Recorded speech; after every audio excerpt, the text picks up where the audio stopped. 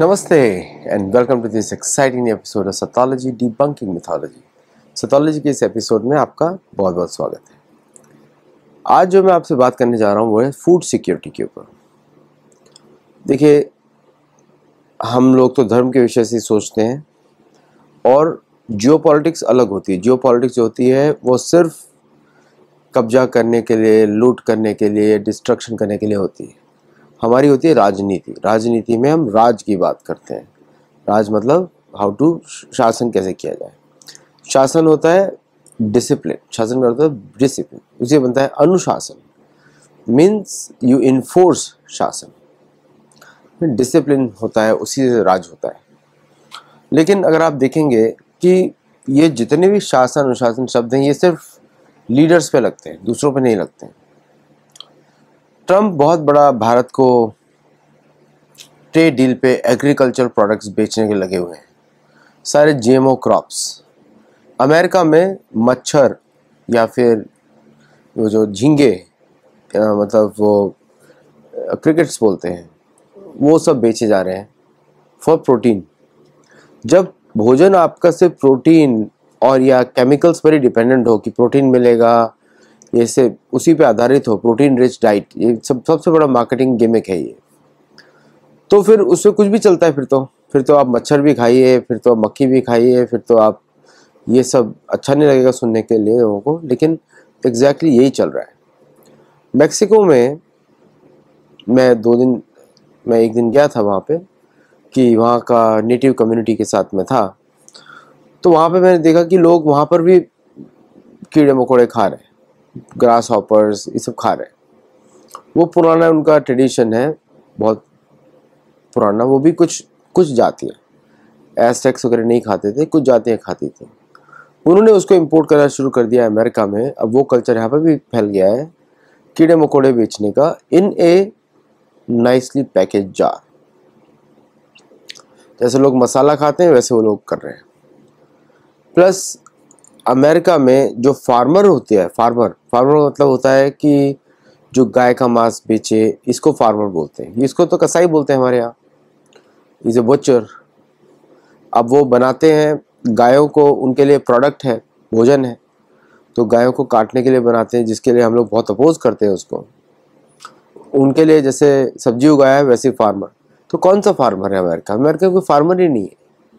Farmer का अर्थ होता है जो गेहूँ उगाए, मक्का उगाए, या अमेरिका का जो नेटिव क्रॉप्स होता है वो होता है स्क्वाश, बीन्स और कॉर्न। ये नेटिव क्रॉप्स है यहाँ का। कॉर्न जो है सबसे पहले मैक्सिको में खेती होती थी, और मैक्सिको और अमेरिका, और एक्चुअली उससे पहले पेरू में होती थी। ये तीनों जगह का एक ही क्रॉप है ये। बाकी जगह भी कॉर्न होता है, लेकिन ओरिजिनल यहाँ पे ऐसा बोला जाता है। ऐसा मैं तो नहीं मानता इसको। मैं तो बोलता हूँ कि सभी जगह सभी प्रकार के भोजन पृथ्वी पे आते हैं। सभी पृथ्वी पे आपको कहीं भी भूमि पे सिमिलर प्रकार के भोजन मिलेंगे।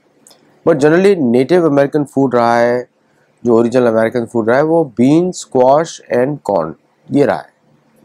और इसी की खेती होती थी। और लेमन्स के यहाँ पे बहुत उगते हैं, उसका भी खेती रहा है। वो भी साउथ अमेरिका से। एक्चुअली पूरा अगर आप कॉन्टिनेंट देखें कि मेजोरिटी ऑफ एग्रीकल्चरल जो एंशिएंट प्रैक्टिसेस हैं वो सारी, आज का जो रीजन है वो मैक्सिको से आया है। जो आज का मैक्सिको है वहीं से आया है। अब ट्रम्प ने, अब भारत तो अपने किसानों के लिए कुछ भी, अभी आप लोगों को ये गलतफहमी नहीं होनी चाहिए कि किसानों के लिए कुछ नहीं किया जा रहा। भारत में किसानों के लिए बहुत कुछ किया जा रहा है। मैं आपको उसके कंपैरिजन में बताता हूँ अमेरिका में क्या हो रहा है। अब गोमांस हमारे यहाँ तो निषेध है, लेकिन इसी को यहाँ खेती बोलते हैं। इसलिए किसी भी प्रकार का भोजन का प्रोडक्ट आप इंपोर्ट करते हैं भारत में, तो वो सारा का सारा हलाल के जैसा ही है। मतलब हलाल का भी हम लोग भोजन नहीं खा सकते हिंदू, क्योंकि वो किसी को और को दिया गया, किसी को पता ही नहीं किस लिए है वो। और हम लोग ये भी भोजन नहीं खा सकते जो पश्चिम में उगता है, क्योंकि इसके अंदर, इनके लिए तो मनुष्य एक प्रोडक्ट है, मनुष्य एक ऑब्जेक्ट है, रिसोर्स है। इसी तरह खेती भी, भोजन भी एक मशीन का प्रोडक्शन है। तो उनको ये नहीं समझ में आता कि क्या होना चाहिए भोजन में। सात्विक होना चाहिए, तामसिक, राजसिक, जो गुणों का हम लोग ध्यान रखते हैं वो भी नहीं होता है। तो वो अपने फार्मर्स के खेती, फार्मर्स बड़े नाराज हैं ट्रम्प से, क्योंकि सोयाबीन बिक नहीं रहा है। सोयाबीन कैश का होता है, कैश क्रॉप होता है। सोयाबीन जो है बहुत कंज्यूम किया जाता है चाइना में, फॉर वो लोग अपने जानवरों के लिए खरीदते हैं by the way American soybean. और ज़्यादातर अमेरिकन सोयाबीन ऑयल प्रोडक्शन के लिए यूज़ होता है, सोयाबीन ऑयल, या फिर वो जापान में एक्सपोर्ट होता है उसका कुछ वेराइटीज़, सभी नहीं, जिससे टोफू बनता है जापान में और अन्य जगहों पर, क्योंकि Japan is a net importer of food. तो लेकिन सारे के सारे फार्मर्स के इंटरेस्ट, चाहे वो अवैध अधार्मिक फार्मिंग हो या धार्मिक फार्मिंग हो, उसके सारे इंटरेस्ट को साइड में रख दिया है, क्योंकि convenience is a game. Trump ने सब साइड में कर दिया। अब वो गिड़गिड़ा रहे हैं चाइना से खरीद लो, लेकिन अब ऐसी अफवाहें फैलाई जा रही हैं कि भारत खरीदेगा, भारत खरीदेगा सोयाबीन, भारत खरीदेगा कॉटन, भारत खरीदेगा कॉटन के GMO कॉटन के सीड्स। एक पैलेट जो होता है, मैंने पिछले बार बताया था अपने वीडियो में, 17,000 डॉलर का होता है, जिसके अंदर करीब 1,000 या 2,000 सीड्स होते हैं। तो वेरी एक्सपेंसिव, और हर साल वो खरीदना पड़ेगा। और अगर आपने उसके बीज से कुछ उगाया तो उस पर पेनल्टी लगती है। मतलब एक बार इनके कॉन्ट्रैक्ट से चक्कर में फंस गए तो ये कॉन्ट्रैक्ट चक्कर में फंसी गई, गवर्नमेंट डर जाती है इनसे, इसलिए कोई अमेरिका से खरीदना ही नहीं चाहता। एक तो कॉन्ट्रैक्ट लगा देंगे और फिर कॉन्ट्रैक्ट में आपको खींच के लेके जाएंगे कोर्ट्स में हर जगह, और आपकी पूरी खेती सब बर्बाद कर देंगे। तो नोबडी वांट्स टू बाय। और अमेरिकन फार्मर के साथ भी यही हो रहा है, वो उस सीड को वापस यूज नहीं कर सकते, उनको हर साल नया सीड ऑर्डर करना पड़ेगा, दैट्स अ कॉन्ट्रैक्ट। तो फार्मर्स का दिवालिया निकल रहा है इंश्योरेंस कंपनीज के थ्रू, बाकियों की। और एक बार आपने अगले साल ऑर्डर नहीं किया तो इंश्योरेंस प्रीमियम गोज अप, आपको क्रॉप का इंश्योरेंस लेना ही पड़ेगा। तो इंश्योरेंस सिस्टम भी स्कैम है, खेती करना भी स्कैम है। मैं एक्चुअली धार्मिक खेती की बात कर रहा हूँ, जहाँ वेजिटेबल्स ग्रो होती हैं, वो भी पाप हो गया। तो अमेरिकन फार्मर्स के लिए कुछ बचा ही नहीं है अदर देन आइदर क्राई और रिड्यूस द प्रोडक्शन। और ये मुझे लगता है एक कंसर्टेड प्लान है, क्योंकि एक बार प्रोडक्शन रिड्यूस होगा देन अमेरिका को इंपोर्ट करना पड़ेगा फूड। सो अमेरिका चला था दूसरों की फूड सिक्योरिटी खत्म करने के लिए, अमेरिका की खुद की फूड सिक्योरिटी पे असर पड़ रहा है। अर्जेंटीना को बचाने का उन्होंने बीड़ा उठाया हुआ है। क्यों उठाया हुआ है? आपको याद होगा कि नाजी जो भागे थे जर्मनी से, उन्होंने रिफ्यूज ली थी अर्जेंटीना में, और अर्जेंटीना में सारे जर्मन्स और ये जो इनके जो बाकी जो नाजी कम्युनिटीज़ थी, इटली से, ये जर्मनी से या फिर यूक्रेन से, वो सारी आई थी जर्मनी में, अर्जेंटीना में। और अर्जेंटीना को बचाने का क्या स्कीम है मुझे समझ में नहीं आ रहा है। इसका फूड से ही संबंध है। तो अभी वो वहाँ से अर्जेंटीनियन मांस को इंपोर्ट करना चाहते हैं, क्योंकि अमेरिका में सारा जो फूड प्रोडक्शन है वो सारा बायो इंजीनियर्ड प्रोडक्ट्स हो गया है, दही तक, और उसके सारे लेबल्स दिख जाते हैं, आइसक्रीम, दही, देयर इज नथिंग ऑर्गेनिक। मतलब एक तरीके से सारा का सारा food is sent to the sent, वो केमिकल्स है उसके अंदर। गोल्डमैन सैक्स की रिपोर्ट आई थी 2018 में, उसने बोला था कि what is the need of food unless it is commercialised. मतलब कि बायो इंजीनियर्ड प्रोडक्ट्स को लाना has become a necessity for profit making for corporations. देखिए, अगर आपका देश पूरा स्टॉक मार्केट से चलने लगे then profit is the only objective left. तो प्रॉफिट के लिए कुछ भी कर सकती है कंपनीज, उनको शेयर होल्डर को प्रॉफिट दिखाना है, और पूरी दुनिया इन्वेस्ट कर रही है अमेरिकन स्टॉक मार्केट में, so they have to give returns on the money that they borrowing. तो किसको फिर वो मूर्ख बनाएंगे? जनता को। Through what? Through laws. मतलब जिस लॉ के थ्रू लोगों को बचाना था, अब उस लॉ को यूज किया जा रहा है लोगों को खत्म करने के लिए। क्योंकि अगर लोग बीमार नहीं पड़ेंगे, तो बोलती गोल्डमैन सैक्स की रिपोर्ट बोलती है कि अगर लोग बीमार नहीं पड़ेंगे तो हेल्थ केयर कैसे चलेगा। अभी जो लेटेस्ट रिपोर्ट आई है, health care is the biggest business in 48 states of United states. Largest employer भी है, private employer is health care. मतलब व्हेन क्या होता है ना, health is the first privilege of a human being, it's a right.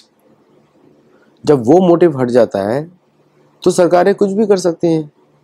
Now human body is use for profiteering for health care companies, वही चल रहा है। ऐसा सिस्टम भारत में नहीं आना चाहिए, चाहे वो किस तरह भी हम लोग प्रोटेक्ट करें, वो नहीं आना चाहिए। American insurance companies, American health care companies, ये सभी लोग हर इंसान को एक प्रोडक्ट बना के छोड़ देंगे। जो हाल इन्होंने चाइना का किया है वो भारत का भी करेंगे। तो ये बड़ा इम्पोर्टेंट विषय है कि हम लोग रिलेशनशिप तो हमको बनानी है अमेरिका से, लेकिन किस टर्म्स पे ये देखना जरूरी है। कौन सी टर्म्स से हम रिश्ता बना सकते हैं। बिकॉज मुझे तो ये लगता नहीं कि भारतीयों को ये पसंद आएगा कि उनकी अगली आने वाली पीढ़ियाँ ही ख़त्म हो जाए, क्योंकि फर्टिलिटी इससे ख़त्म हो जाती है लोग इस तरह के भोजन करने से। अभी एक और रिपोर्ट आई है कि जैसे अभी पेस्टिसाइड्स का यूज़ चल रहा है अमेरिका में फूड के ऊपर।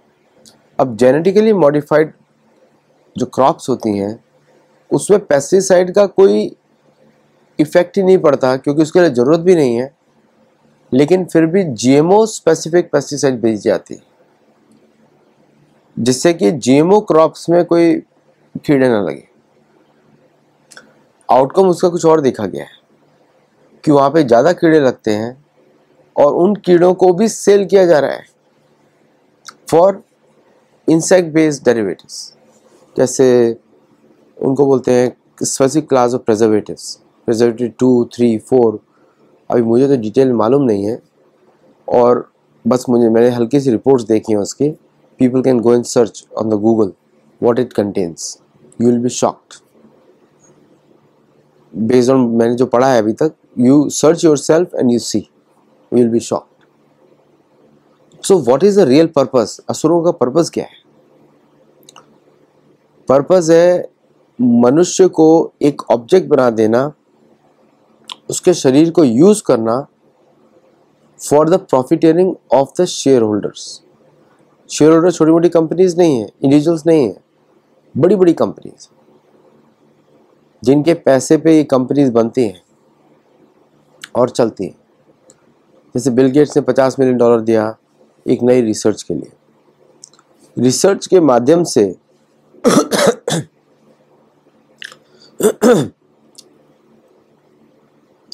अनुसंधान जिसको हम बोलते हैं, अनुसंधान क्या है कि किस तरह ऐसी दवाइयाँ बनाई जाए जो ह्यूमन रेजिस्टेंस के बाहर हो,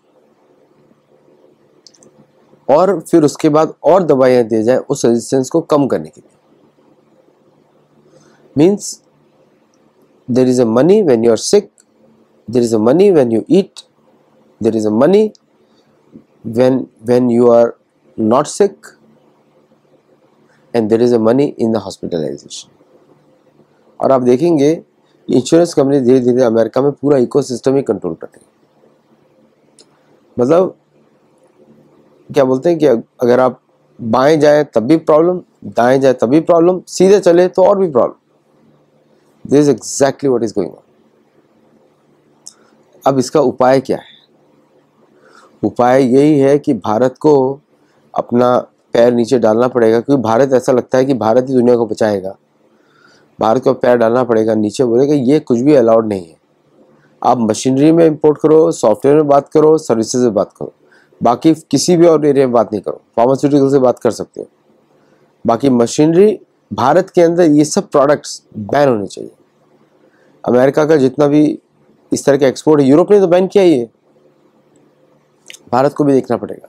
टर्म गिरा के आने वाले हैं भारत के पास, लेकिन उसमें दया दिखाने का जरूरत नहीं है, वहाँ पे धर्म का जरूरत है कि भाई नहीं लेंगे, नहीं चाहिए हमारे बच्चों को इस तरह का नॉनसेंसिकल फूड। आरटीवी जो भी बड़ा फेमस हुआ है ग्रीक योगर्ट, अरे ग्रीक योगर्ट में क्या एंजाइम्स होते हैं, सब कुछ तो मरा हुआ होता है, डेड प्रोडक्ट है वो, सिर्फ टेस्ट के लिए है वो। भारतीय जो शुद्ध देसी दही होता है that is much better.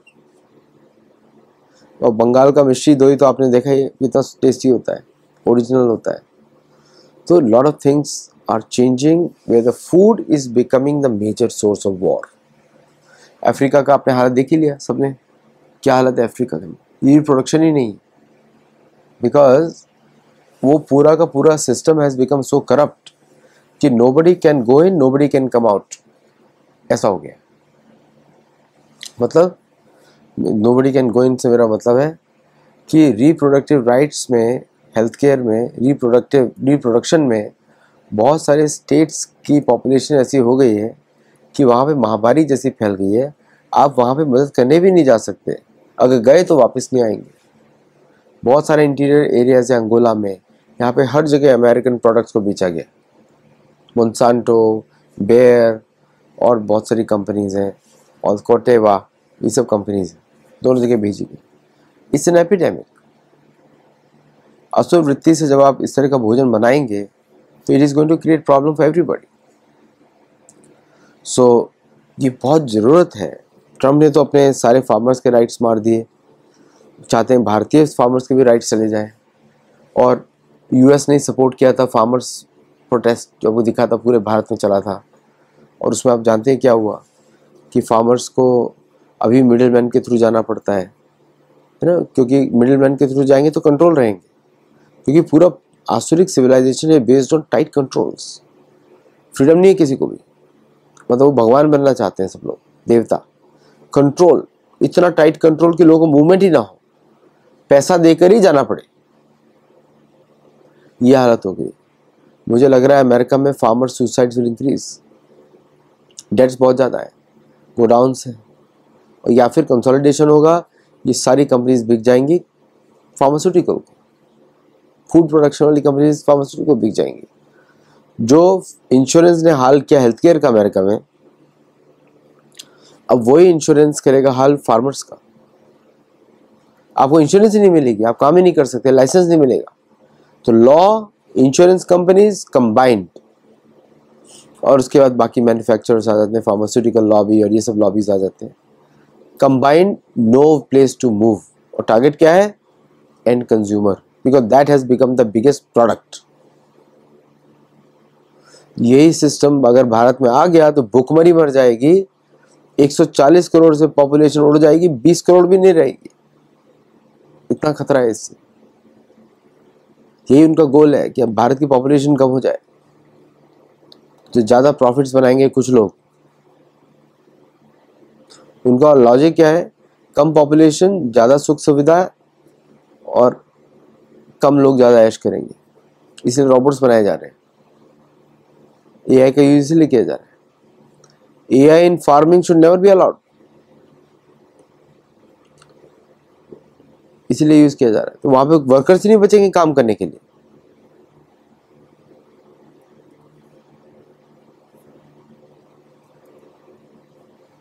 So very interesting developments.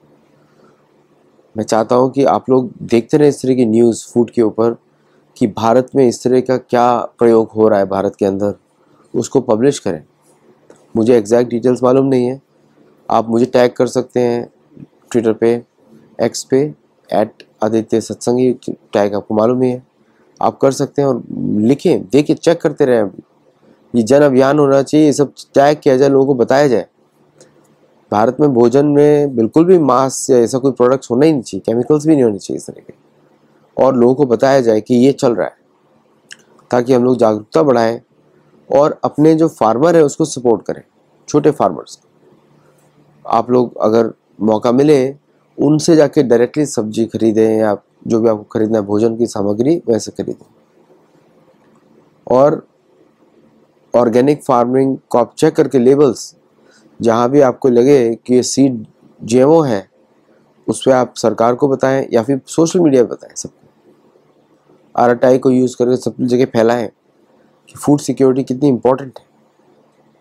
नहीं तो ये सबको, और इंश्योरेंस कंपनीज का भी जो फ्रॉड्स है उनको बताएं, लोगों को, दुनिया को बताएं कि किस तरह वो काम करती हैं, किस तरह वो लोकल फार्मर्स को काम नहीं करने देती, माइक्रो फाइनेंस कंपनीज का फ्रॉड्स, ये सब बताएं लोगों को, ताकि हम फार्मर्स को बचाएं ना। हमारे किसान अन्नदाता तो भगवान होते हैं, अन्नपूर्णा देवी होती है, माँ भगवती।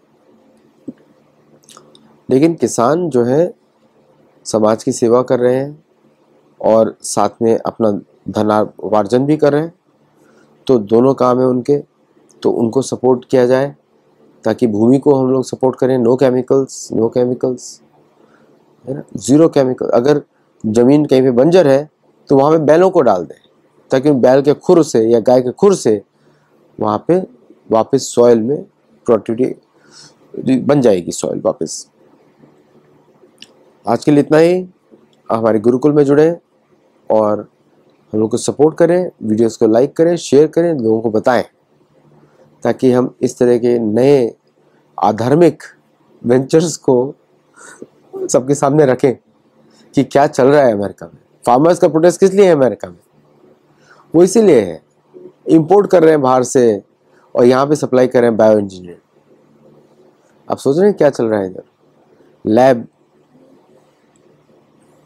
Lab grown food. चलिए आज के लिए इतना ही। नमस्ते, जय जगन्नाथ।